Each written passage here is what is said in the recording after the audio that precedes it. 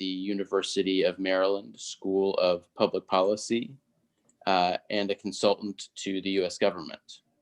From 2004 to 2015, Dr. Manis was a researcher at the University of Maryland Institute for Advanced Computer Studies, where he was the subject matter expert on terrorism and international affairs, collaborating with a team of interdisciplinary scientists to build computational tools to support decision makers facing 21st century security and development problems. Dr. Manis earned his PhD at the University of Maryland's School of Public Policy in 2014. His dissertation topic was the evolving national security role of the vice president. Dr. Manis is the author or co-author of 3 books on terrorism, and a 4th is on the way, including his first book-length big data analyses of terrorist group behavior. He's written scores of articles, papers, and book chapters on a wide variety of topics, including US foreign policy, the presidency and vice presidency, Middle East affairs, terrorism, technology, and other international security issues for popular and scholarly publications, including Politico, USA Today, Policy Review, Wall Street Journal, Foreign Policy, Journal of International Security Affairs, the Huffington Post, National Interest, and The Guardian. So with that, I'd like to turn the floor over to our speaker, Aaron Manis. Aaron, Hi. are you back with us? There you I'm go. Here. So I'm just sharing my screen. I've got some fun slides for you. I can't tell, is it in share mode? It is. We can see, it's not in full screen, but we can see the screen, but it's not in full screen yet. Now it is. Perfect. Well, first, thanks for having me. Before I say anything else, I have to give the standard Washington disclaimer. Any opinions expressed are mine and mine only and do not reflect any organization with which I am or have been, and frankly, ever will be affiliated. It's all me. So the cycles meet. Political change and conflict in the coming decade.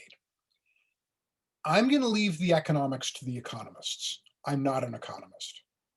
I'm going to try to lay out the framework of some of the big political changes we're facing over the next decade that hopefully gives you food for thought for your analysis. In the military, there's an adage: amateurs talk tactics, professionals study logistics. And I think the political equivalent is amateurs talk people, professionals study institutions. Everybody looks like, oh, Trump this, Biden that, this senator doesn't like that senator. But really, institutions are central. They are the rules by which the game is played. They can be organizations, they can be laws. It's a complex basket of things, but it's the playing field, and how institutions work shape who gets to make decisions, what kinds of decisions are made, who gets to exercise power. And my argument is that 2 deep cycles in American history are meeting, and when these cycles meet, the rules change. It's not just a matter of policies getting enacted. It's that the very ways in which we do politics will change. There's a big caveat, which is that we have something called institutional thickening. So early in American history, our institutions were limited. We were still figuring out how to be a country. Now we have a much vaster complex of institutions around everything. So changing an institution or eliminating an institution or building a new one requires a lot more effort. It's a lot harder to do. And I'll lay out some of that. But again, think of it in terms of a game. When a game is first developed, maybe it just has a few rules. But as you get more rules, it gets harder to enact really big changes. The line, "It's the institution stupid," I kept trying to think of a different title for this slide, but Julia Azari's line, it's an article she wrote for Foreign Affairs, just kept coming back to me, so I decided to give it to her. She's a professor at Marquette University. She's fantastic. Follow her on Twitter, look her up. She's a great thinker on these issues. Okay.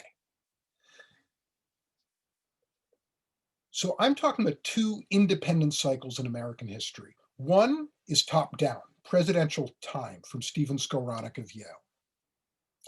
He argues that the presidencies follow a regular cycle under partisan regimes of foundation, growth, and decay.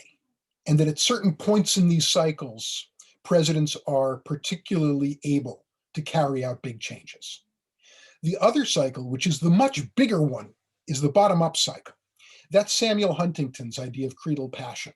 Now, I have to say, Huntington is a controversial figure.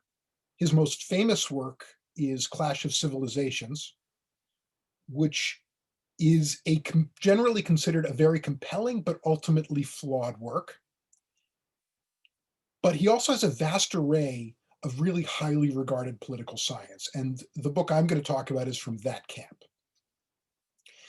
My insight is simply that these two cycles are independent of one another, but they're meeting now in the 2020s. And the last time this happened was almost 200 years ago in the 1820s and 1830s, the Jacksonian era. I want to talk a little bit about methodology. So I'm talking to economists. Now, if you're in your economics cubicles and you maybe peer over to see what they're doing in political science, the folks nearest you are probably doing a lot of things that have a lot of overlap. Lots of quantitative methodologies. They're asking the same kinds of questions you might be asking, different focus, but there's a lot of overlap. The stuff I'm talking about is way over on the other side of the field. It's American political development. Frankly, it's closer to history. And the findings, as both of these authors note, are really, they're broad, they're impressionistic, they're intuitive. There's not a lot of reproducibility. That being said, they have a lot of power and they're very compelling.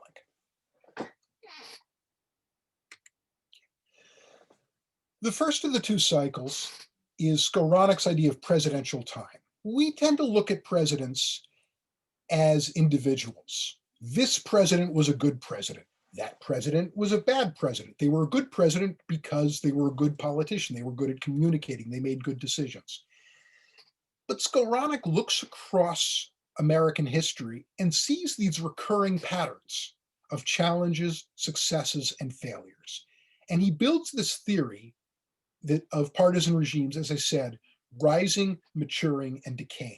And at certain points in this cycle, presidents are well placed to exercise the full power of the presidency. And I should get a little bit into his broader underlying ideas. In the Constitution, the power of the presidency is not clearly enumerated. The president can do all sorts of things until they can't. So the question is, which presidents not just have the power, because they all have power, which ones have the authority? Which ones have a warrant to support their actions? Some do and some don't. Now, this all will sound kind of deterministic, that presidents are just fit into a historical slot. And that's not fair, because each president is an individual. They bring unique things to the office. So what I would say is presidents write the words. They may choose the specific issues. They may choose specific approaches, but they don't get to write the music. They don't call the tune. All right, this is the very heart of it. And this is in political science, the 2x2 is endemic. I don't know if it's the same in economics. And the extent to which a president has a warrant to exercise their power is defined by two variables. Is the dominant political regime strong or is it weak? And is the president affiliated with it or are they opposed? So in the top row, when the regime is strong and the president is affiliated with it, we get the politics of articulation. That is, the president is charged with fully articulating the vision of the regime founder. So think Lyndon Johnson carrying out the vision established by FDR, or the Bushes carrying out the Reagan vision. And this goes back to the founding, to Madison and Monroe, continuing the Jeffersonian Revolution. I can talk forever about these presidents. We've had a lot of them. I'll simply say that while they have a mandate to do a lot of big things, because the regime is established, there are a lot of competing interests. And Lyndon Johnson is the case study in this. On the one hand, he was pursuing vast domestic reforms. On the other hand, he was carrying out the democratic idea of an activist America supporting democracy abroad, of being a Cold Warrior. And these two priorities, Great Society in Vietnam, created conflicting political forces that broke his presidency. Okay. At times, the opposing regime elects a president in the face of the dominant political regime. So that's when you get a Clinton. The Reagan regime was still dominant, but the Democrats elected a Clinton or an Obama. Before that, Nixon and Eisenhower or Wilson. These presidents, one of the continuing themes is they get into weird fights with Congress, where they're pushing against the dominant regime and the regime snaps back and Congress ends up short-circuiting their presidency. Clinton being impeached, Nixon, of course. Now, Nixon was also up to some things, but also Wilson, the way that Congress basically short-circuited his presidency with on the League of Nations issue. And of course, Obama, who I misspelled, my apologies. Obama, of course, not being permitted to exercise a fundamental presidential prerogative of appointing Supreme Court justices. This is all very interesting, but we're in a time when the dominant regime is weak. That's when things get really interesting. So when the regime is weak, but the president is affiliated with this regime, this is when you get the sort of the hall of great of not so great presidents. That's when you get a John Quincy Adams or a Herbert Hoover or a Jimmy Carter. And I would argue, and I'm not alone in this, Skowronek, the founder of this theory, has also argued Donald Trump. We're going to get into that in a minute. And then with the regime weak and coming apart, the opposing party can elect a president who then has a vast mandate to establish a new regime. And this is when you get the presidential greats, Jefferson and Jackson, Lincoln, Roosevelt and Reagan. I have to say, when we say great, they're not necessarily good, but they do big things. They have a vast mandate to reshape American politics.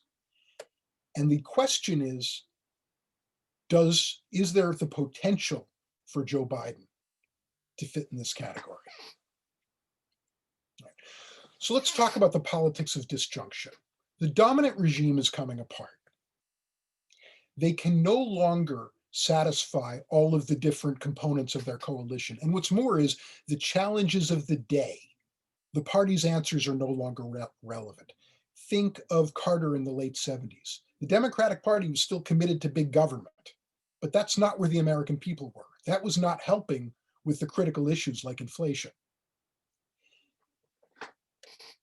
When the party is in this situation, this is when they turn to these outsider candidates, not traditional figures. And again, going back, Carter had been governor of Georgia, not one of the senators who were the usual leaders of the party. Herbert Hoover had never held elected office before. John Quincy Adams' father had been a Federalist, and he became the leader of the Democratic Republican regime. The other thing about the disjunctive presidents is they campaign as problem solvers, right? They're the technocrats. Herbert Hoover and Jimmy Carter were engineer presidents. That part of their campaign is that they can handle the machinery and really solve the problems. In office, they try to move the party away from their long-established commitments. Carter was trying to move the Democratic Party to the center. No massive spending projects, balance the budget. Hoover was a Republican progressive. However, they find themselves unable to dislodge these long-standing party commitments. They are hamstrung by their own party. And then when they're hit by a big crisis, they don't have the political capital to address it effectively. Now, does Trump meet these criteria? Well, he wasn't much of a Republican. He held office I mean, rather, he never held office, but he changed his party registration multiple times. Did he campaign as a problem solver? If we can remember back to 2016, which feels like a very long time ago, he promised, I alone can fix it. He promised he could get the American people the best deals. He actually did have a bold program, Infrastructure Week. He was going to do a massive infrastructure program, but he could not dislodge the party from its commitments. Paul Ryan wasn't interested in a big spending program. And then he lost the House. And then there was the failure to repeal and replace Obamacare. And this really is the epitome of the disjunctive presidency. The Republicans kept promising to get rid of Obamacare and do something better. And what happens? Well, in the House, most of the Republicans were willing to go along. But on the one hand, there was the Freedom Caucus that wanted absolutely no national health care program. And on the other hand, there were Republican moderates saying, yeah, if we completely kill Obamacare, this is going to hurt me. This is not going to work in my district. I could lose my seat. So between that, they couldn't do anything. Classic disjunction, classic case of a party that cannot move with the times. And then in terms of a massive crisis, well, there's the COVID-19 response. But here's the thing. Trump's not Carter or Hoover. He has this massive and fanatic following. He's a sort of a cult figure in a way that Jimmy Carter, who I remember, certainly was not. Now, I don't think anybody would describe Herbert Hoover in quite those terms. Disjunction gives way to reconstruction. As I said, we have the failures, the presidential failures, who are then replaced by the presidents who do big things, the politics of reconstruction. All presidents score points. Presidents have a lot of power. Even a Jimmy Carter had a huge laundry list of real significant policy achievements. The great presidents don't just score points. They change the rules of the game. They can wield the power of repudiation. They can repudiate the past regime and attack the institutions that underpinned their predecessors. The perfect case study of this is Andrew Jackson's war against the bank.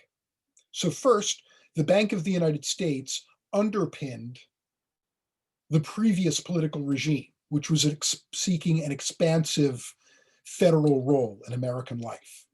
Jackson represented the sort of the small government side of things, but also the way he exercised power.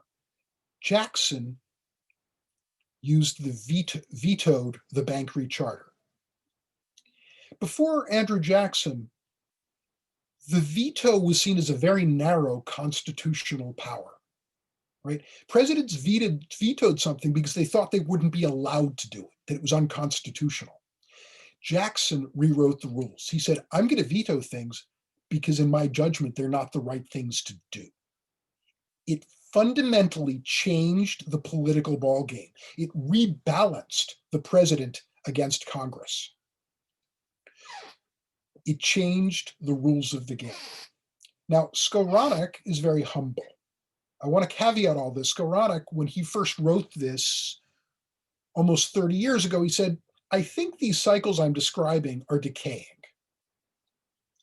That we might be moving to an era where we have perpetual preemption. No president can make big game-changing moves. But then a decade later, he said, well, looks like the cycle's still holding up. The other issue is that, again, institutional thickening.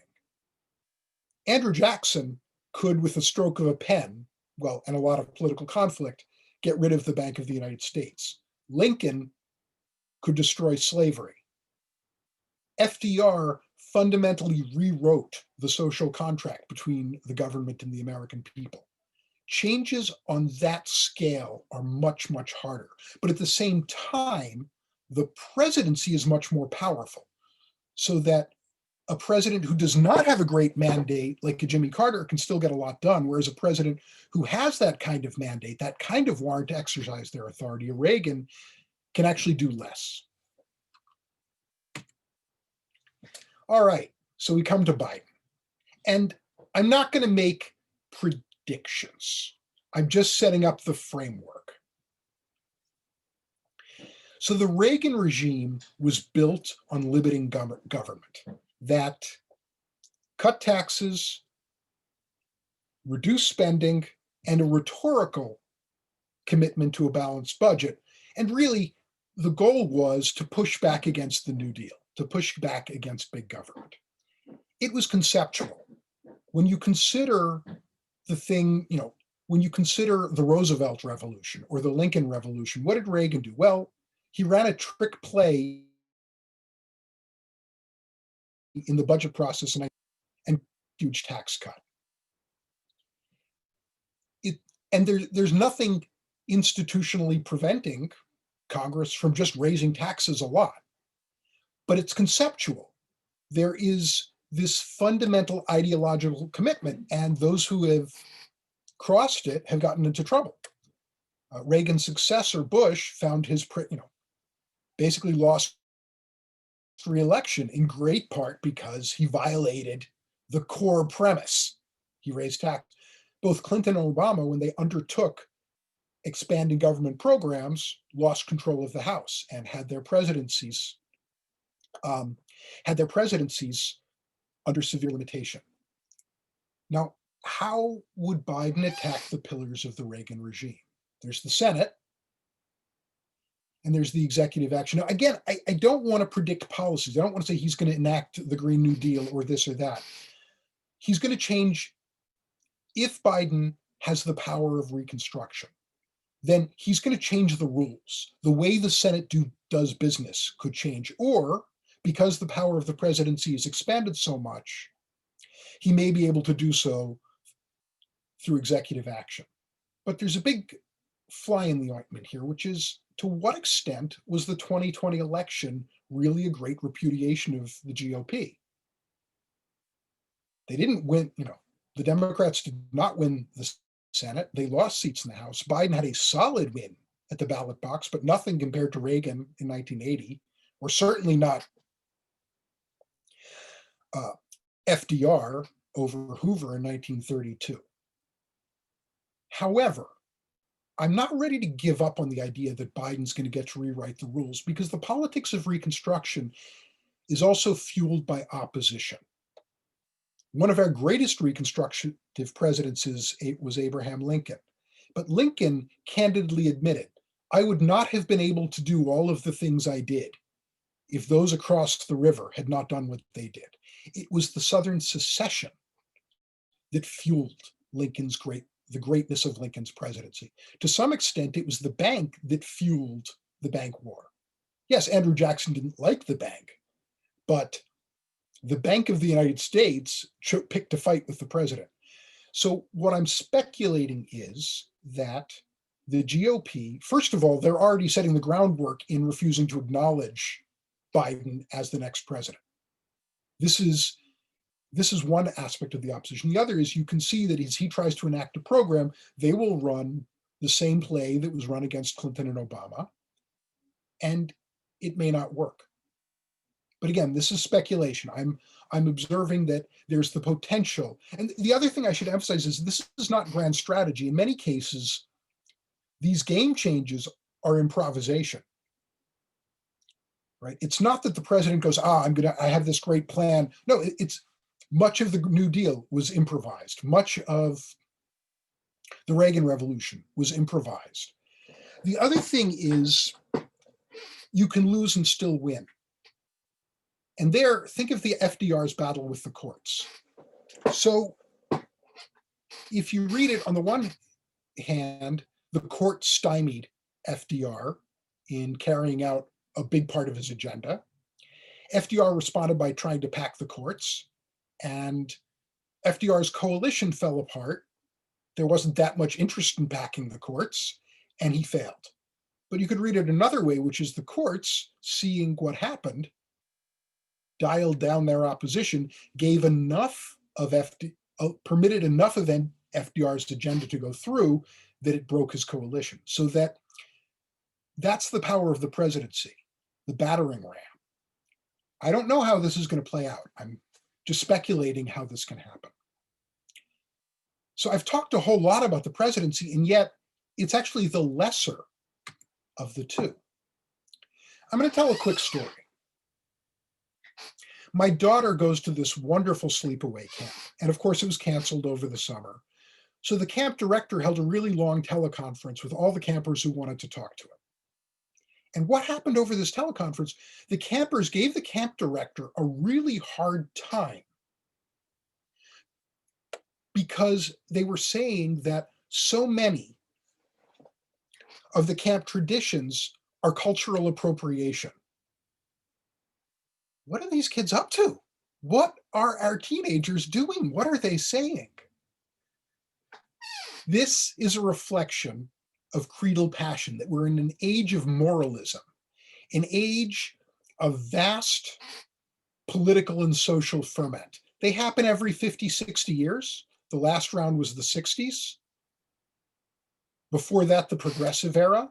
Before that, the age of Jackson. And we're Samuel Huntington, writing in 1981, said, second and third decades of the 21st century. And well, we're here now. So I'll go through this. I see I'm running short on time, and there's still so much to say. Huntington said, the United States is not built on an ethnic identity. We're built on an set of ideals, a creed. The creed is not an ideology. It's a mush of ideas, of individualism and liberty and equality, constitutionalism and democracy. And in a lot of cases, these ideas contradict each other. But we smooth that over because it's not a carefully laid out ideology. It's just this sense of how we believe society should be organized. Its roots are in the Enlightenment and natural rights, in the Protestants that first settled the United States and New England. One of their profound beliefs was that individuals could read and interpret the Bible for themselves and have their own relationship with the Almighty. And we see this sense of individual conscience, of individual judgment percolate throughout our history. All right. The political implications of this are, and it's really encapsulated in the Declaration of Independence. We hold these truths to be self-evident. All men are created equal and endowed by their creator, by these inalienable rights, the rights to life, liberty, and pursuit of happiness. And that the government, I won't continue to quote, but that the government exists to protect these rights. This is government of the people, by the people, and for the people, revolutionary in its time. So some of the implications of this are a fundamental opposition to power, concentrations of power as a threat to liberty, and a suspicion of authority as a threat to equality. This is hardwired in our political DNA. Our specific politics may shape which institutions we are most skeptical of. But it's fundamental to the American creed and to our nature. That being said, there's a problem. Complex societies require complex institutions, sources of authority and power to function. So we have this fundamental tension. We need these institutions, and yet we suspect them.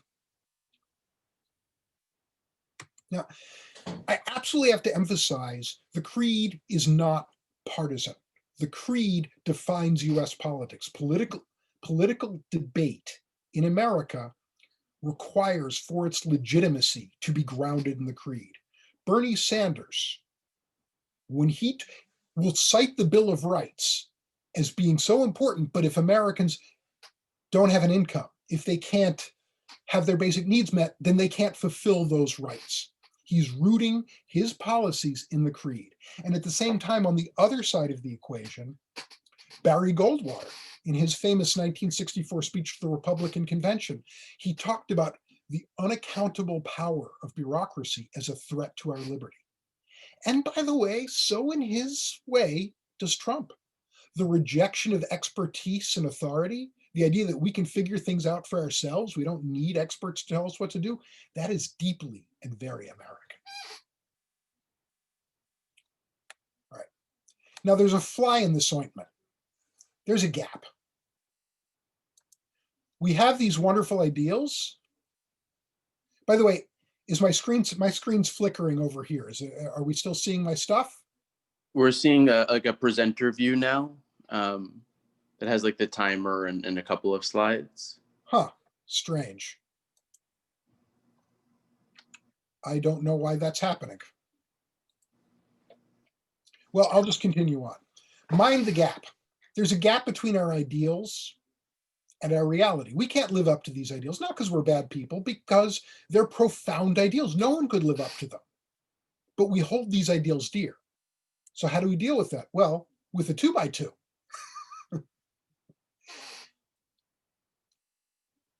We cycle through levels of cognitive dissonance. So our default position is that we don't think that much about our values, and we don't recognize this fundamental gap, that we have income inequality, that minorities are discriminated against, that that our political institutions don't really are, if not corrupt, are not reflecting popular views. So most times we just don't think that much about our values and we ignore this gap. Sometimes, but we can't ignore our values forever. So we move to a cycle. We believe in our values, but we still aren't fully cognizant of this gap. And we become hypocrites. We deny the gap. We say we're living up to our values. But we can't deny the gap forever. The gap is too profound. And that's when we enter a stage of moralism. We try to close the gap. That's the age of creedal passion. That's what we're in now. Now, in time, moralism fades, and we become cynics. We go, well, we don't really believe these values, so we'll just tolerate it. But right now, and as I said, every 50 to 60 years, we're in this age of moralism. We're in an age of creedal passion when politics and society are full of frenzy, when long-standing sources of authority come under question and scrutiny. And I just want to point out, one of the things that powers these ages of creedal passion is new communications technologies. They enable the exposure of injustice, which is the fuel of the age of creedal passion. Here are all the cases where we're not living up to our values. It also, by the way, enables the proliferation of conspiracy theories.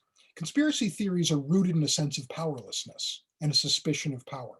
I have to say, whenever people talk about QAnon, which is nutty stuff, I have to point back to the 1830s when, in almost no time, a political party founded won electoral votes around the fear of the Masons and the Masonic conspiracy. This is not a new phenomenon. So what happens in these ages of creedal passion? And we'll get a little bit more in depth, but we see an expansion of political participation. We see efforts to reform our institutions. And these reforms, I can't say this enough, this isn't just about Congress and the president. It's at every level of society, states, cities, but also organizations, businesses. The other fascinating thing is how fundamental issues keep reemerging through American history. Race is one of the really big ones, but in every age of creedal passion, representation and voting rights have been central. Women's rights have been central, but lots of other issues too. So I made a little chart about the major ages. There was the American Revolution, the Jacksonian Age, the Progressive Era, the 60s, and of course the present. I am fascinated by the Jacksonian era.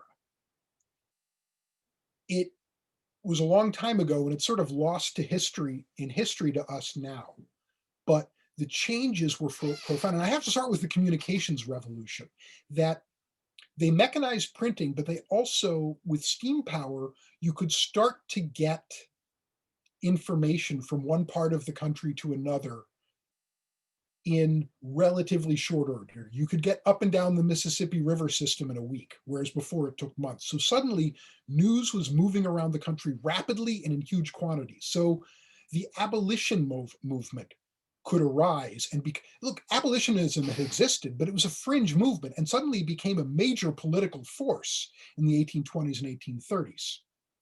One, because the public was receptive to it. We were in this moment of frenzy. Two, the means existed. They could print 1 million pamphlets, whereas before that would have been technologically impossible. The concentrations of power change, the key issues change, but again, you see commonality. Consumerism and environmentalism really arose in the progressive era. They reemerged in the 60s, and I think we're seeing them now. Huntington, when he wrote about this in 1981, thought that while in other eras, Creedal Passion's energies turned against the government, but he said his thinking was that in this age, it would be against corporations. Now, he died about 15 years ago, so he didn't live to see it, but I think there was a lot to that. So are we there? Well, I think fervor and frenzy, wow. Do we have a new media? Absolutely. We're seeing regular exposures of injustice. We're seeing a proliferation of causes. The profound question of authority. This is the picture of Stonewall Jackson being removed in Richmond, but there's more than that. The state of Mississippi took the Confederate symbol off of its flag. The state of Oklahoma, a hard right state, is reforming its criminal justice system, realizing that locking up huge amounts of people may not be cognizant with good governance or with their fundamental values. We are seeing this ferment and reform all over the country. The big questions are, what are the concentrations of power and authority that will come under fire? Huntington thought corporations, and we're certainly seeing some of that. The criminal justice system, certainly. We may see the presidency. I happen to think the Senate, because the Senate is a fundamentally unequal body, right? It has, I don't know how the Senate changes, but I could certainly see it coming under deep scrutiny. But again, institutional thickening will blunt the forces of moralism. In the 60s, the first and major target of Creedal Passion was segregation. There was absolutely no question about its fundamental evil, that it was not in accord with the values of the American people. We have a lot of evils today. Maybe we have too many. We don't have, at least that I can see, one or a handful that rise above all the others. So the fact that we have so many different issues could diffuse the energies of Creedal Passion. Nonetheless, we're going to see a lot of change. So what comes next? As I said, it's bottom up and society wide. So it's not just about the president. If Biden is not this potent regime establishing president, it doesn't matter. We're still going to see a lot of change this decade. I was chatting with a friend. It would not be a surprise, and we're already seeing it, if the tech lords, the mighties of Silicon Valley come under deep scrutiny. And a friend of mine said, yeah, but there's a lot of senators connected to the tech states. They're not going to want to do that. And I said, well, maybe. But if you look back to the progressive era, for all of Teddy Roosevelt's trust busting, the holy of holies of the business world in those days was the insurance industry. Teddy Roosevelt didn't go after them. The state of New York did. Could the state of California go after tech world or some other state? Absolutely. Could the state of New York go after finance world? Possibly. So it's not just going to be about what happens in Washington. And I can't, it's not even just going to be what happens in government. It's going to be what happens at universities, at schools, at businesses. Now, there have been past presidents that have channeled Creedal Passion. I think Teddy Roosevelt is, in fact, the best example. Andrew Jackson channeled parts of Creedal Passion, but at the same time, big parts of what was happening in America were irrelevant to him. He believed that the government that governs best governs least. That was a version of that was across his party's newspaper. So that while Jackson, in destroying the bank, in a lot of his reforms, such as eliminating debtors' prison, certainly partook of Creedal Passion, the movement towards popular education came from the states. Abolitionism, he had nothing to do with that.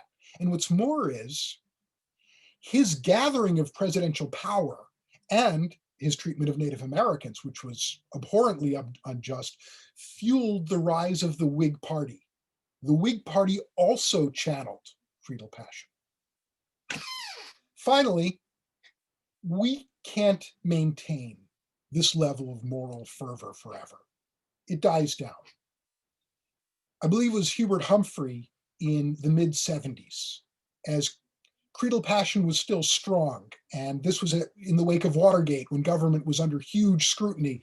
Hubert Humphrey said, you have to trust someone sometime. Eventually this will give way. And what's more is, we can't possibly make the scale of reforms that the most vehement desire, and it will give way to cynicism. And at the same time, assuming Biden can reach to the mantle of Reconstruction, well, eventually this firms up. First of all, we'll get tired of one party and go to the other party. That always happens. But the other is that those commitments will firm and limit what his successors can undertake. So thank you all for listening. This has been a ton of fun. And with that, I welcome any questions. Wonderful. Thanks so much, Aaron. We do have a couple of questions, both from Mike Kurtzig. So one question is about the importance of education. So Mike says a democracy cannot exist without an educated constituency. So maybe you could speak to that a little bit, Aaron. So education reform were huge issues in both the Jacksonian age and the progressive era.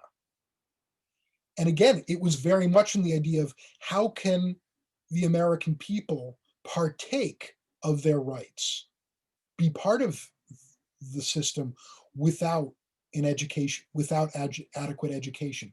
At the same time, though, certainly with higher education, but education requires authority. So it can also become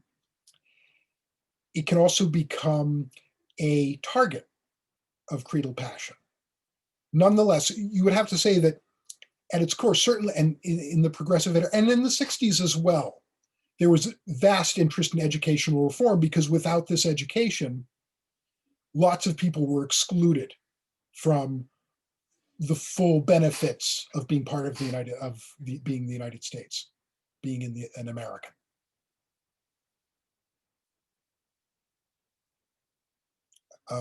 So it looks like Pete Davis is raising his hand. So Pete, did you want to just unmute yourself and ask your question? Yeah, thanks. Appreciate the talk. I worked on the Hill for a long time in the 70s and through into the 90s, and actually formulated the Reagan tax cut. And to my surprise, 4 years later, helped pass it. And so that was an achievement for Reagan. He didn't cut government at all. I mean, the only program he ever cut was revenue sharing. And he launched this huge increase in defense. So I think a lot of people don't remember what actually happened. and he changed the rhetoric, but I don't think he changed a lot else. And so I guess my question is, how can Mr. Biden be doing that when the Senate isn't even going to get rid of the filibuster? So, okay, so first, you're Reagan, and we can talk about Reagan for a while. What Reagan did, if you view it from a strict policy standpoint, it's very limited. If you view it ideologically, it seems to me the Reagan architecture was cut taxes whenever possible. The only legitimate government spending is defense, so keep pushing that. And then have this rhetorical argument against deficits, which basically what it did is it hamstrung the ability to enact new large-scale social programs. So Reagan did not achieve anything like his ambitions of hacking away at the New Deal, but he created this architecture, this ideological architecture that prevented its continued expansion. So, and that's why I'm saying the Reagan revolution was the weakest of these presidential reconstructions. And the reconstructions keep getting weaker, right? I mean, when you think about what Jackson did, it was profound. When you think about Lincoln getting rid of slavery, I mean, it was just profound. Whereas what Reagan did is he just sort of said, well, we're not allowed to spend money on social programs, and we've all just sort of gone along with it for 40 years. So that's my answer on the Reagan front. What I'm saying with Biden is, one, it's weaker. He has clearly less of a mandate, but he has more tools at his disposal. So one is there a trick play he can run with the Senate? I have no idea. I'm not the Senate is its own world. I'd love to chat with you about that offline. The other is, I wonder how much he can do with executive action. And then the question is, if the executive action dovetails with short-circuiting his opposition, which is going to be vehement, and then actually brings the political wind to his back. So and allows him to lock in some of these wins. I mean, we've basically seen the Senate and the House abrogating authority to the president for decades, but they can also turn it around. So that's my speculation. And again, the reconstructing presidents, they do something new. That's why I'm hesitant to say, oh, he's going to do this. I don't know what he's going to do. And he doesn't know. He's going to try. He's going to reach out to McConnell. He's going to try to do certain things. What he's actually going to do when they back him into a corner, I don't know. Yeah, very interesting. Thanks. My pleasure. Wonderful. So we have some other questions. So some, a couple kind of related to the Senate and just Congress more generally. So one would be, I'll start here. Do you think I guess what do you think of imposing term limits in the Senate or the House? I think the question is about kind of maybe averting some of the concentrations of power. And a related question is about thoughts on the balance of power of a strong Senate Majority Leader in opposing Obama's efforts and now likely to oppose Biden's efforts in Mitch McConnell. So, term limits. Now, this is a fun place where political scientists keep pulling out their hair saying, I know you all want term limits, but it actually doesn't work, right? That it undermines the accumulation of expertise. You end up with, imagine if you have an entire Senate of junior congressmen, none of whom know what they're doing, and none of whom are going to be there very long. You'll actually hand more power to lobbyists. That is the general take of political scientists, and we keep saying it, but the public keeps wanting term limits. The other thing is, the real concentration of power is the presidency, right? The House and Senate have been giving authority to the presidency for decades now. So it's an interesting question. On the one hand, the president is in a position to accumulate power if it's the politics of Reconstruction. On the other hand, there is opposition to concentrations of power. Certainly the 70s brought not just a president, but the presidency down low. Now, you're starting to ask me some specific questions about how things work on Capitol Hill, and that's not my field. I will say this is just a fun bit of speculation that if I have time, I would like to delve into, because I have a whole nother life as one of the world's leading experts on the vice presidency. Is there a trick play? Is there a way the vice president could play a role on Capitol Hill that would, because as I understand it, the majority leader basically gets to set the agenda. The majority leader has also accumulated a great deal of power. How does one reduce the power of the majority leader? I will leave that to experts in the Senate, but I also just think that fundamentally the Senate's going to come under pressure because it's such an unequal organization, right? That the Dakotas have the same power in the Senate as California is fundamentally not in accord with our ideals of democracy. I don't know how that plays out. I'm just saying that I see the storm clouds gathering. I'm sorry if I'm not giving you probably want some nice type predictions, and I lack the ability to offer them. No, not a problem. We really appreciate the perspective that you bring. So, Like all of you, I have two hands. of course, of course. So there's a question here. How does climate change kind of impact this discussion? And certainly, I would imagine at least, certainly, in terms of Creedal Passion, I can see it, but maybe get your thoughts on kind of climate change. So, great question. I don't know. Again, there's the question of policy versus changing the rules. The great presidents are the ones who change the rules that allow new kinds of policy. So what I could see is, again, is Biden able to change the rules? Because he's made a fundamental commitment to climate change. Over at Maryland, I teach American foreign policy process. And it's like the idea that you basically are going to have this second Secretary of State focused on climate change is really an interesting innovation. This is big.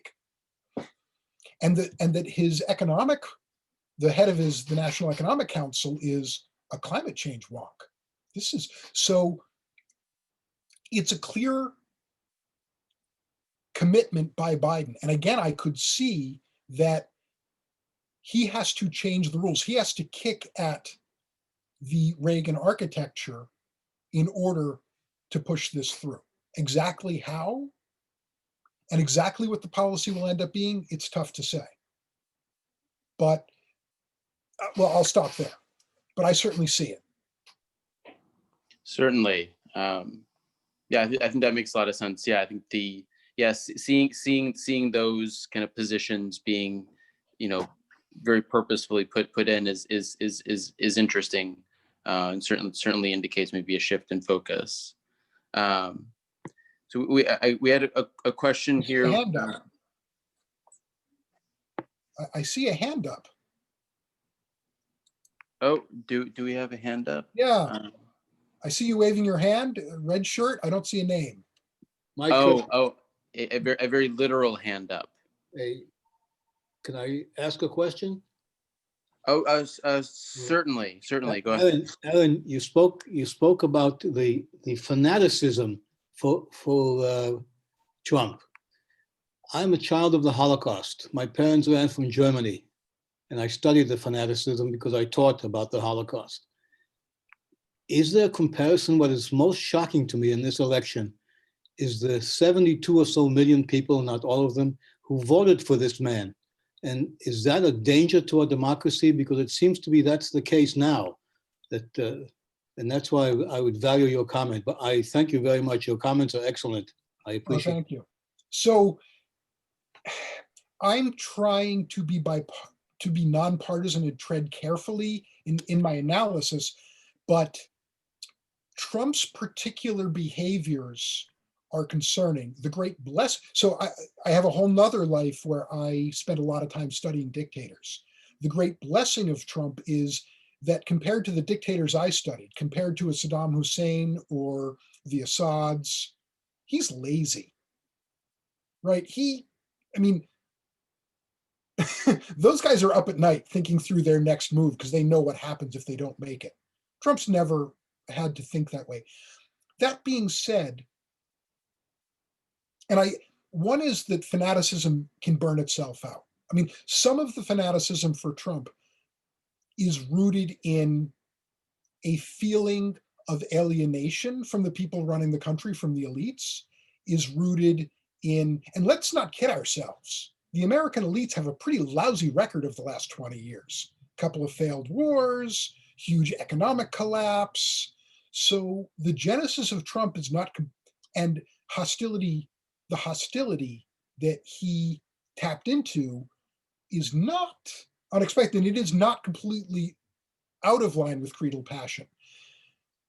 That being said, I do believe that as the Republicans go down this rabbit hole of opposition, that it's going to start to have costs for them, and it's effectively going to energize Biden. That's what I believe. But am I worried about our democracy? A little bit, not 100%. I mean, let me add this. I keep mentioning the age of Jackson. Well, the age of Jackson set the stage for the Civil War. I don't see a civil war in our future. What is the issue at the core of American life that creates a justification for civil war? I just don't see it. So ultimately, I think my take is optimistic, but I'm not without concern, cautiously optimistic. That is good to hear. So it is 1 o'clock.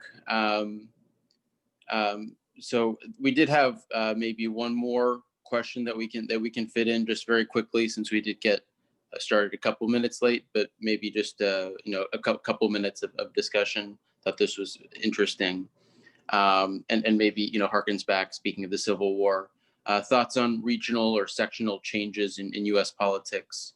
We're now large parts of the South are fairly deeply quote unquote red, or other states are the opposite. Thoughts on that as a structural issue? Well, that's a big one. And that's more classic political science than what I'm doing.